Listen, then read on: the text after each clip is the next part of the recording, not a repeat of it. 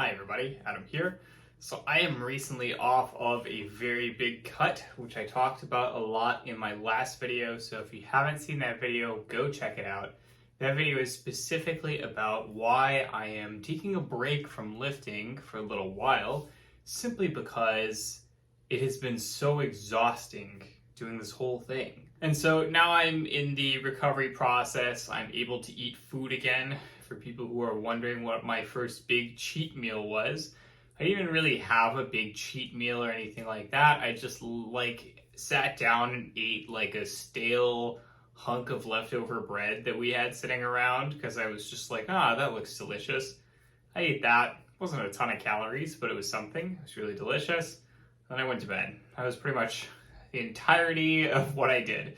And then the next day I had like some biscuits, some shortbread, and just went back to kind of eating like normal, because binging after a diet is a terrible idea, which just leads to more unhealthy eating patterns that you should not be praising. So I will probably do a whole other video about that topic.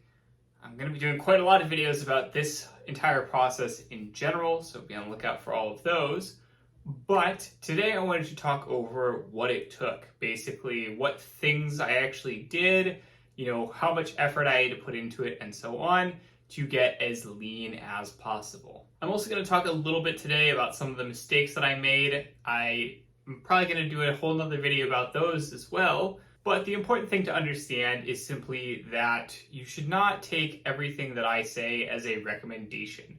This is stuff that I did because I was pretty reasonably confident that I was able to handle it.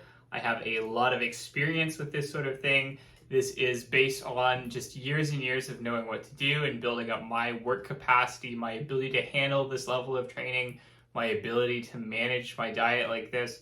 And so I would not recommend this for the average person. And I would, of course, recommend that you check in with your doctor.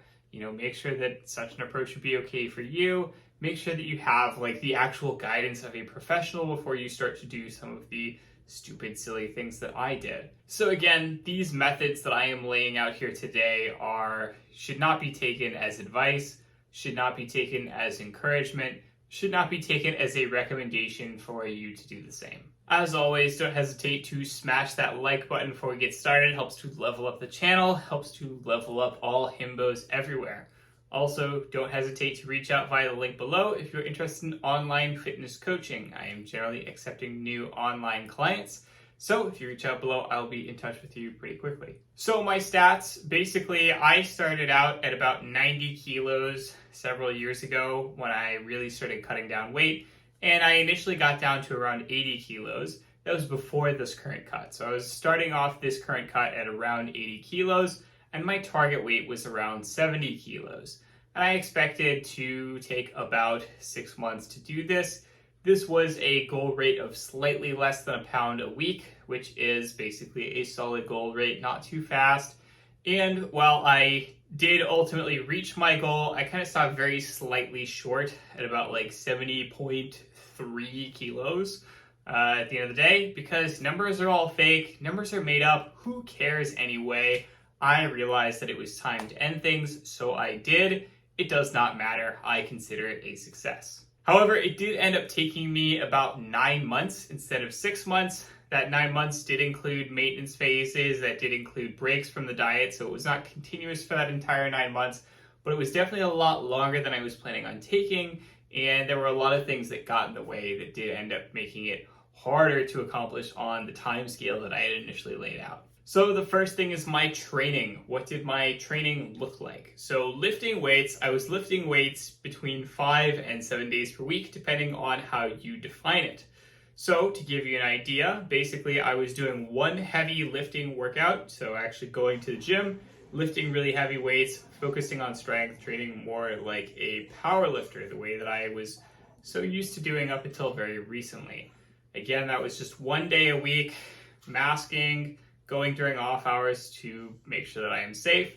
And so it was a calculated risk, and I tried to be as safe as possible. That was the first workout. The second workout would be a calisthenics workout. I would go to a local park that has a little, iron gym calisthenics thing and go work out there. And so that's basically just focused on calisthenic style movements that I didn't really have the equipment to easily do at home. So that included things like muscle ups, front levers, back levers, etc. And then aside from that, I had 3 more general volume focused, size focused, hypertrophy focused workouts that I was doing from home based on the equipment that I have here. So that includes a pair of dumbbells that go up to 50 pounds, a lot of bands, a pull-up bar, a bench, a weight vest, and a flywheel resistance box. So the reason that I say that it may be between 5 and 7 days per week, depending on how you count things, the answer is that I also do daily workouts. So these daily workouts are short 20 to 30 minute workouts that are basically kind of more of a maintenance thing than anything else. And basically what they do is they involve about 1 to 3 sets of every major body part movement, and then 3 to 5 sets of various accessories. So that's 1 to 3 sets of squats, deadlifts, some kind of overhead, push-up, and some kind of row or some kind of pull-up. And then 3 to 5 sets of various lighter accessory exercises, which includes biceps, triceps, lateral raises, reverse flies, and calf raises. And then also a little bit of stretching as well.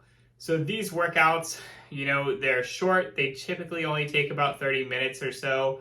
And so it's something where I don't really consider those to be full workouts, but they are something that I do every day just for the sake of getting more volume in, for the sake of making it easy to get my accessory workout in, and so on. So, technically, yes, I am working out every single day, but it is true that I do have 2 days that are very light, that are much easier than the others, because all that I'm doing on those days are specifically those daily workouts. So next is cardio. I was doing cardio basically every day as well, and I was basically starting off at around 10,000 steps per day. I added about 500 steps per week until by the end of the entire process, I was sitting at around 22,000 steps per day. Now, this is something that was really only possible because I have the equipment here at home that makes it possible for me to integrate that with the rest of my lifestyle. So I have an under-desk treadmill that I can use to get in steps while I am working at my desk. That goes a really long way towards making it so that 8 hours or so a day that I am spending in front of my desk, I can also be getting my steps in. Then, aside from that, we also have a little ergonomic stepper thingy. It's supposed to be an under-desk sort of thing as well, but basically what I do is I set that up in front of the TV, in front of the chair that I sit at, and that way I can also get in steps during the evening as well if I wasn't able to get them in earlier in the day. I don't really consider those ergonomic stepper steps to be quite the exact same in terms of how many calories they would burn, or whatever you would say. They're definitely a little bit easier. You're seated the entire time as opposed to standing and walking, but it is something where, I gave myself permission to count those as steps. So on days where I was lagging, I would say, yeah, it's okay. I can just get them in down there instead of up here. And I do have to say that while I was averaging about 22,000 steps per day, there were certainly days that I did much more, much less than that. Sometimes I would simply, do a little bit less one day because I was busy, then do a little bit more the next day to make up for it. There were also times, which I refer to as the dark times, where I would get a little bit obsessed and I would be like, hey, I just wonder how many steps I can get in a day if I'm just constantly doing steps all day. And, in those cases, I would sometimes do 30,000, 35,000, even 40,000 steps in a day. I do not recommend that. For the record, that was an incredibly stupid thing that I did. Very often, if I did that, it would punish me for days afterwards. I would feel crushing fatigue. It would be something where I would have basically digestive issues as a result. So it wasn't a good idea. I very quickly learned that I could not handle that. It was not sustainable. I needed to pull back. It was something where I just got a little bit excited to think, if I'm, getting in more steps, then that means I'm probably burning more calories, and that means I can eat more food. And I was just really kind of excited to try and push things towards the end, and it was a mistake. So don't do that. I would say that I was able to tolerate up to 22,000 steps per day pretty well, only because I built up to it. There were certainly days where, maybe I was doing a certain number and then I kind of jumped up a few thousand, and then I really felt it for quite a while, versus if I, just added things slowly week by week, it never really had an issue. So it is something where you need to build up to it. I'm not going to say that, for example, anybody should jump right into the deep end and try and start off with, say, 20,000 steps or something like that. I'm not going to say that that was the only way that you can lose a lot of weight or that you can keep your metabolism really high. But it is a method that I used simply because I found that it was the best way to make it work for me. And again, I was able to integrate it really well into my workday. I don't think it would have been possible otherwise. Like if you're a person who doesn't have a desk treadmill, if you're a person who doesn't have a stepper at home, then, very realistically, a lot of these numbers would just basically be impossible because there'd be no way for you to integrate that into your normal day. It came out to, I would say, typically about 2 to 3 hours of lifting workouts on days that I lifted, aside from, of course, those days that I was doing the daily workouts, which were, again, about 30 minutes or so. And then on top of that, about another 3, 4, 5 hours of steps. And that takes all day. It really does. And again, the only reason this was really feasible or possible for me is because I am so able to integrate it into my normal working routine. My diet was handled by the app MacroFactor. MacroFactor is a really cool app. I would say that it is the only diet app that I have used that I have actually enjoyed. I find it actually useful. And kind of the cool thing about MacroFactor is that it adapts over time based on the data that you give it. So long as you are giving it accurate data, it can give you very, very accurate calorie and macro recommendations to ensure that you are continually moving towards your goal. And if it's something where, maybe you're off a little bit this week, it's fine. It doesn't yell at you. It doesn't care. It just adjusts things the next week to try and keep you on that same rate of change. So MacroFactor started me out at around 2,500 calories per day, which is, again, in a deficit. So expecting that my expenditure was around 3,000 calories per day. And that worked out really well. But then, of course, over time, as the metabolic adaptations and my metabolism slowly decreased, by the end of the diet, basically I was eating about 1,500 calories per day, sometimes a bit more, sometimes a bit less. And that's definitely on the low end of things, especially given how much activity I was getting in. And I definitely struggled a little bit towards the end. I definitely dealt with issues like fatigue that made it hard towards the end to continue. So how did it work out? As I mentioned above, I was able to cut off the 10 kilos and I was able to get to roughly my target weight, just a little bit off, but again, I don't care. And I was able to get super, super lean in the process, which was really the purpose of this experiment. Again, it did take about 9 months instead of about 6, and there are a lot of reasons for that. So this is in part because I picked a really terrible time to start dieting. This was around September of 2021, which was shortly after the release of the MacroFactor app as well. I had started using it. I had realized that I liked it, and I had thought, oh, maybe this is the thing that will help me to sort of take the next step to go to the next level in terms of what I can accomplish diet-wise. So I decided, okay, I'm going to give this a shot. I'm going to go ahead and try and work towards this goal. That did mean, of course, that it was a really bad time. So, of course, this diet phase crossed over the holidays. This diet phase crossed over my wife's birthday. This diet phase crossed over one of my kids' birthdays. And it also crossed over, basically just all kinds of other life events that ended up popping up as well. I also did end up changing my day job at the time, which meant that there was, that period of adjustment where you're getting used to a new job, everything is stressful. And of course, that means, just a lot more change than you would expect. Initially, I would take an intentional diet break about every month or two. And especially, of course, I took one over Christmas. What I did find was that, each time I took a diet break, I would try and eat at maintenance. And realistically, I would not. I would end up just binging a little bit. And that wasn't really healthy. And it was also something where, basically the closer I got to the end of the diet, the less those maintenance phases became things that I, chose in advance. And the more it became something where it was kind of like, oh, it's the kid's birthday. I guess I'm just going to end up going off diet for a few days while we do the celebration or, whatever the case is. And so the end result is that, yes, I did have some very well-planned, good maintenance phases. I also had a lot of unintentional ones that did throw me off a little bit and slow me down a little bit. And so it did become, it's definitely towards the end, post about February 2022, things started to slow down, of course, because that's the normal part of any dietary process, is you're going to slow down the closer you get to your actual goal.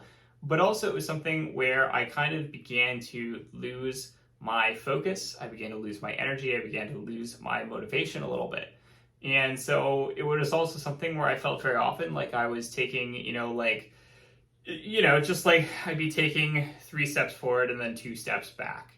So every time I ended up going a little bit off diet, I would regain a little bit of weight, and then I would spend, 1 or 2 weeks basically getting back to where I was. And then another 1 or 2 weeks later, I would have another thing that threw off my diet again, and then that entire process would repeat. And then the end result was that basically from about February through about April, May, I really kind of struggled because I was kind of just going, bouncing up and down at roughly the same weight. Like, yes, I was making progress, but it was a lot slower than I expected, and there were a lot more setbacks than I wanted. So this did lead to a lot of frustration around April or so, where I realized that I was just kind of, again, losing my motivation. I was not really sticking to things. And I was also realizing that it was starting to take over my life. It was getting to the point where essentially I was finding that I didn't have the energy to focus on my work. I didn't have the energy to focus on my side projects because so much of my energy was going into these daily workouts. So much of my energy was going into my diet and so on. And it was really detracting from my quality of life. Around that time, I did have kind of like a second wind. So essentially, I kind of realized that if I really wanted to achieve this goal, I needed to refocus. I needed to sort of tighten down, and that's exactly what I did. So I kind of refocused myself. I focused also around that time on learning to be a little bit more creative about basically the kinds of foods that I was eating. Up until that point, I had been kind of trying to knuckle through it by eating a lot of protein powder, a lot of beef jerky, like a lot of high protein, low fat yogurt. I was just basically eating the same few foods over and over again. And I realized that that was not working out for me. So around that point, I started to get a little bit more experimental in terms of learning to find better ways to cook, learning to figure out better, basically lean, accessible meats that I could use that would cook very quickly so that I could make really delicious meals. That sort of thing. Like, I kind of really learned how to do it right only towards the end, and only because I was really being forced to by just the natural progression of things. And so that was something where I did actually learn quite a lot when it got down to that little bit near the end there, because that was when sort of, the tires hit the pavement and I really needed to adapt in order to continue seeing progress. And I really quite, learned, I would say, most of the strategies that I learned in those last couple of months as I was really refocusing my energy, refocusing my efforts, and saying, no, I'm really going to push through this and get to the end. Another interesting thing is that I really didn't lose as much strength during the process as I expected, even though I was, again, about 20 pounds, about 10 kilos lighter. And that was kind of interesting also because I didn't really lift very heavy for a very long time. The last time that I had ever been into the gym was in basically early 2020. I didn't do any heavy lifting for over a year and a half, around 2 years or so. And basically when I went back into the gym, it wasn't until around January, February of 2022 for, the first time in quite a long time. And so, I obviously, I've only been lifting heavy again for a few months and, consistently. And that means that, I am surprised. My strength numbers are still, I would say, around 80 to 90% of what they were beforehand. But it's important to remember that those numbers from, 2+ years ago were when I was consistently training all the time, and I was about 20 kilos heavier than I am now. And so even the fact that I'm able to hit about 80 to 90% of my previous numbers is really surprising. And I think that, once I'm able to lift, a bit more consistently for a bit longer, and I'm able to see that I'm regaining some of my muscle mass, that I'm regaining some of my size, regaining some of that energy availability, because I've been in a low energy availability state for so long, I do expect that those strength numbers are going to shoot up. And I, hopefully we'll be seeing PRs again soon. We'll see how that goes. So I did make a lot of mistakes, and again, I did do a lot of things that I, wouldn't have recommended to anybody else because I was just kind of enthusiastic, and I kind of thought, maybe I can just do things, maybe I can be better than other people. Maybe, I can just try and do things even though it's not recommended, and it'll work out just fine for me, even though it's, a terrible idea. And of course, I learned from my failures in those instances, and I learned exactly how arrogant that was, and that humility is another part of the process that I learned that will help me a lot going forwards if I do decide to do something like this again. So I will be making another video to talk about all the mistakes that I made, all the things that I would not do if I did this a second time, knowing what I know now, and so on. But again, this video is starting to get a little bit long already, so that will probably be it for today. As always, if you like the video, don't hesitate to comment down below. Let me know what you want to see in future videos. Like, subscribe, hit that notification bell, do all the wonderful things that you like to do when you like a video. I will talk to you all next week. Have a good one.